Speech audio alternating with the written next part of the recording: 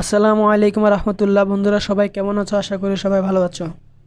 তো বন্ধুরা, আজকে আমরা আলোচনা করব ই এর সাউন্ড নিয়ে, অর্থাৎ ইংরেজি ই শব্দটি ই বাংলায় কত রকমের সাউন্ড উৎপাদন করে, অর্থাৎ উৎপন্ন করে। ইংরেজি ই সাউন্ডটি বাংলায় দুই রকমের সাউন্ড উৎপাদন করে, এ হচ্ছে এ এবং ই। তো আজকে আমরা শিখব কথায় ই এর মতন উচ্চারণ করে আর কথায় ই এর মতন উচ্চারণ করে। তো বিষয়গুলো তোমরা খাতায় লিখে রাখবে। তো খাতায় লিখে রাখো, আমি নোটটি দিচ্ছি। যদি কোনো ওয়ার্ডের মাঝে ই একা একা থাকে, মানে যদি কোনো ওয়ার্ডের মধ্যে ই শব্দটি একা একা থাকে, তারপর কোনো ভাওয়েল লেটার থাকবে না, মানে এরপর কোনো ভাওয়েল লেটার থাকবে না, তাহলে ই এর মতন উচ্চারণ হবে।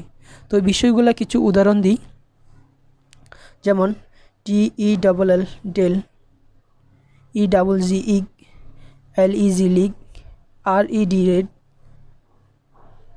এরপরে ভিইডি বেড। দেখো এখানে ই লেটারটি আছে, এরপরে এল আছে, কিন্তু কোনো কোনো ভাওয়েল লেটার নেই। তো এখানে কি হয়েছে, এর মতন উচ্চারণ হচ্ছে। তো কিছু কিছু শব্দের মধ্যে দেখবে যে ই লেটারটি আছে, তারপর অন্য কোনো কনসোনেন্ট লেটার আছে, কোনো ভাওয়েল লেটার আছে কি না, যদি থাকে তাহলে ই এর উচ্চারণ এ না হয়ে ই এর মতন উচ্চারণ হবে। তো অবশ্যই ভিডিওটি একটি লাইক করবে এবং তোমাদের মতামত জানিয়ে দিবে কমেন্ট বক্সে।